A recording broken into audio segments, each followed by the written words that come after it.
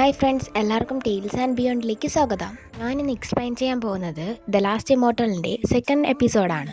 First episode തീരുന്നത് ഗൂച്ചിന് ശിക്ഷ കിട്ടുമോ ഇല്ലയോ എന്നറിയാതെയാണ്. അപ്പം നമുക്ക് സെക്കൻഡ് എപ്പിസോഡിൻ്റെ എക്സ്പ്ലനേഷനിലേക്ക് കടക്കാം.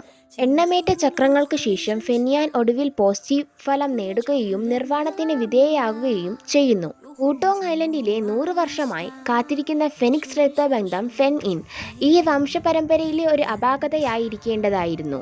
എന്നിരുന്നാലും ഗൂച്ചിന്റെ വരവ് കാരണം അവൾ അപ്രതീക്ഷിത മാറ്റമായി മാറി. ഗൂച്ചിൻ അഗാധമായി ഖേദിച്ചു, ശിക്ഷ സ്വീകരിക്കാൻ തയ്യാറായി, ഹുവാഷുവിനായി ബാരൽ ലംഘിച്ചതിന് കാരണം മറച്ചുവെച്ചു, ഒരു ഹീറോയിക് ത്യാഗം അവതരിപ്പിച്ചു. ഫെനിയാൻ ഒരു പ്രതിസന്ധി നേരിടുമ്പോൾ ആകാശത്ത് ഒരു ആഴത്തിലുള്ള ശബ്ദം മുറിഞ്ഞു. ഒരു നിമിഷത്തിനുള്ളിൽ വെളുത്ത ഡ്രസ് ധരിച്ച ഒരു വൃദ്ധന്റെ രൂപം താഴേക്കിറങ്ങി. ഈ വ്യക്തി ദോങ്കോ ആയിരുന്നു. സഹസ്രാബ്ദങ്ങളുടെ ഏറ്റക്കുറച്ചിലുകൾ അനുഭവിച്ച അദ്ദേഹം ഒരു ഡെമിഗോഡായി മാറുകയും ഇമ്മോർട്ടൽസുകൾക്കിടയിൽ ഗണ്യമായ പ്രശസ്തി നേടുകയും ചെയ്തു. ഫെന്നിൻ്റെ സെലഷ്യൽ എസൻസ് വീണ്ടെടുക്കാൻ അദ്ദേഹത്തിന് കഴിഞ്ഞില്ലെങ്കിലും ഫിസിക്കൽ ബോഡിയെ പോഷിപ്പിക്കാനും ഇമ്മോർട്ടൽ എസൻസ് ശേഖരിക്കാനും ഇപ്പോഴും വഴികളുണ്ടായിരുന്നു. ബുദ്ധിമതിയായിരുന്ന ഫെനിയുവാൻ ഒറ്റനോട്ടത്തിൽ തന്നെ ദോങ്കോയുടെ ഉദ്ദേശങ്ങൾ മനസ്സിലാക്കി. ഗൂച്ചിനുള്ള ശിക്ഷ അദ്ദേഹം അപ്പോൾ തന്നെ പ്രഖ്യാപിച്ചു: ഗ്രേസേ മൗണ്ടന്റെ ഫോർബിഡൻ വാലിയിലെ ഒറ്റപ്പെട്ട കൾട്ടിവേഷൻ. ഫെന്യൻ തിരിച്ചെത്തുന്ന ദിവസം ഗൂച്ചിന് ഫോർബിഡൻ വാലിയിൽ നിന്ന് തിരിച്ചു വരാം. ആരും എതിർക്കാൻ ധൈര്യപ്പെടാതിരുന്നതിനാൽ ശിക്ഷയുടെ കാഠിന്യം വേർതിരിച്ചറിയാൻ പ്രയാസമായിരുന്നു. ഇമ്മോർട്ടൽ ലോഡ്സിൽ ഫെന്യുവാന്റെ ബുദ്ധിമുട്ടുകൾ ദോങ്കോയ്ക്ക് മാത്രമേ മനസ്സിലായുള്ളൂ.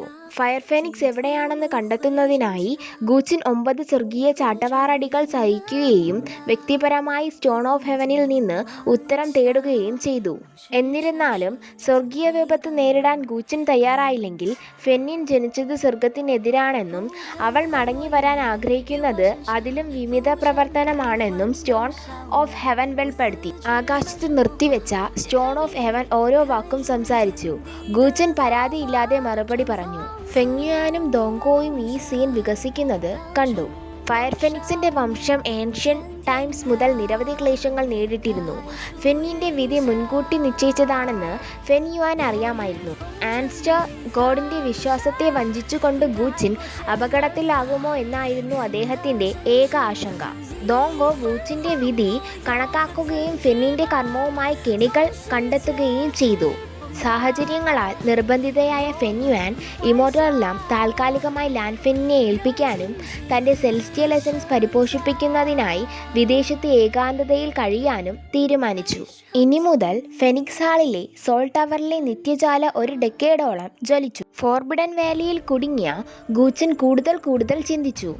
അവളുടെ ശരീരം റീപ്ലനിഷ് ചെയ്യാൻ വാട്ടർ നിംബ് ബീസ്റ്റിനെ വ്യക്തിപരമായി നൽകാനായി ഫെൻ ഇൻ മടങ്ങി വരുന്നത് വരെ കാത്തിരിക്കാൻ അവൻ ആഗ്രഹിച്ചു. എന്നിരുന്നാലും അവൻ വാട്ടർ നിംബ് ബീസ്റ്റ് പ്ലാൻ കണ്ടെത്തി. അതിനാൽ അവൻ കുറച്ച് സ്പൈസസ് ചേർത്തു. അന്ന് രാത്രി വാട്ടർ നിംബ് ബീസ്റ്റ് അതിൻ്റെ മുട്ടയിൽ നിന്ന് വിരിഞ്ഞു. സംസാരിക്കാൻ കഴിഞ്ഞില്ലെങ്കിലും ഗൂച്ചിൻ്റെ വാക്കുകൾ അതിന് മനസ്സിലായി. അതിൻ്റെ ഇന്നർ കോർ ഹാർവെസ്റ്റ് ചെയ്യുക എന്ന ഗൂച്ചിൻ്റെ ഐഡിയയോടുള്ള നീരസമായിരുന്നു അത്. ഒരു ക്യുങ്കി ഏതാണ്ട് വിഴുങ്ങിയ വാട്ടർ നിംബ് ബീസ്റ്റിനെ ഗൂച്ചിൻ രക്ഷിച്ചു. അവൻ അതിനെ ആയിൻ എന്ന് വിളിക്കുകയും നിശിതമായി വിമർശിക്കുകയും ചെയ്തു. ആയിൻ അലഞ്ഞുതിരിയുന്നത് തടയാൻ ഗൂച്ചിൻ ഒരു ബാരിയർ സ്ഥാപിച്ചു. എന്നാൽ ആയിൻ അവൻ്റെ വിശ്രമം മുതലെടുത്ത് ഒരു മനുഷ്യനായി രൂപാന്തരപ്പെടുകയും ഡ്രങ്കൻ ജേഡ് ഡ്യൂ രഹസ്യമായി കുടിക്കുകയും ചെയ്തു. അടുത്ത ദിവസം തൻ്റെ അരികിൽ ഒരു സുന്ദരിയായ സ്ത്രീയെ കണ്ട് ഗൂച്ചിൻ ഞെട്ടി. അവളുടെ ബ്രേസ്ലെറ്റ് ശ്രദ്ധിച്ചപ്പോൾ അവൻ അവളുടെ ഐഡന്റിറ്റി തിരിച്ചറിഞ്ഞു. എന്നിരുന്നാലും വളരെ കാലമായി വംശനാശം സംഭവിച്ച ഒരു വാട്ടർ ട്രൈബിൽപ്പെട്ട ആയിൻ ഹാങ്ങിങ് ലേക്ക് വാട്ടറിൻ്റെ പോഷണമില്ലാതെ വിരിഞ്ഞ് അതിജീവിച്ച് എല്ലാവരെയും അത്ഭുതപ്പെടുത്തി. തന്നെ ദത്തെടുക്കാനുള്ള ഗൂച്ചിൻ്റെ ആദ്യ ഉദ്ദേശം ദയ കൊണ്ടല്ലെന്നും അവളുടെ ശരീരം റീപ്ലനിഷ് ചെയ്യാൻ ഫയർ ഫെനിക്സിന് സമർപ്പിക്കുകയായിരുന്നുവെന്നും ആയിൻ ഓർത്തു. രൂപാന്തരം പ്രാപിച്ചതിന് ശേഷമുള്ള അവളുടെ ആദ്യ ചിന്ത ഗൂച്ചിൻ പായസം, അവൻ്റെ ഉദ്ദേശം തിരിച്ചു കൊടുക്കുക എന്നതായിരുന്നു. അവളുടെ മന്ത്രങ്ങളുടെ ദുരുപയോഗം ആയിൻ സ്വയം കൂടുതൽ മുറിവേറ്റു ശത്രുവിന് കാരണം. ഗൂച്ചിനെ ബാക്ക് മൗണ്ടനിലേക്ക് കൊണ്ടുപോകാൻ അവൾ തീരുമാനിച്ചു. ഇത് കണ്ട ദോങ്ഹോ കൗതുകത്തോടെ മൗണ്ടൻ ഗേറ്റ് തുറന്നു. ഗൂച്ചിൻ്റെ വിപത്ത് അടുത്തു വരികയാണെന്ന് മനസ്സിലാക്കി. ഒരുപക്ഷെ അവൻ സ്റ്റോൺ ഓഫ് ഹെവനിനോട് അവൻ ചെയ്ത വാഗ്ദാനമായിരിക്കാം. ക്ലിയർപൂളിലെ പാലസ് റഡ്ചോ ഗൂച്ചിനെ സംരക്ഷിക്കാത്തതിന് ദോങ്കോയെ വിമർശിച്ചു. ഭാവിയിലെ പ്രശ്നങ്ങൾ ഇല്ലാതാക്കാൻ ആയിനെ കൊല്ലാൻ നിർദ്ദേശിച്ചു. എന്നിരുന്നാലും ത്രീ റിലംസിലെ ഒരു ജീവി എന്ന നിലയിൽ ആയിൻ ഏകപക്ഷീയമായി കൊല്ലപ്പെടരുതെന്ന് ദോഹോ വിശ്വസിച്ചു. ഗൂച്ചിനുമായി ഒരു മാസ്റ്റർ സെർവന്റ് കരാർ ഉണ്ടാക്കാൻ അവളെ അനുവദിക്കുക എന്നതായിരുന്നു ഏറ്റവും നല്ല നടപടി. ഏതാണ്ട് ഒരേ സമയം ആയിൻ, ഗൂച്ചിൻ എന്നിവരെ ക്യോങ്കി വളയുകയും പിന്തുടരുകയും ചെയ്തു. ഒരു പാറക്കെട്ടിൽ നിന്ന് ചാടാൻ നിർബന്ധിതരായി. ഒരു മാസ്റ്റർ സെർവന്റ് കരാർ രൂപീകരിച്ചു. ഈ കരാറിന് ദുരന്തങ്ങൾ, വൈകാരിക സംഘർഷങ്ങൾ അല്ലെങ്കിൽ പരാതികൾ എന്നിവ പരിഹരിക്കാൻ കഴിയും. മാസ്റ്റർ സെർവന്റ് കരാർ പ്രകാരം നിയന്ത്രിതമായ ആയിൻ എല്ലായ്പ്പോഴും ഗൂച്ചിനെ ഫോളോ ചെയ്യേണ്ടി വന്നു. ഏതെങ്കിലും വിമിത ചിന്തകളോ കൊലപാതക ഉദ്ദേശ്യമോ അടിച്ചമർത്തുക. അവൾ അവൻ്റെ ലിറ്റിൽ ഫെയറി സെർവൻ്റായി.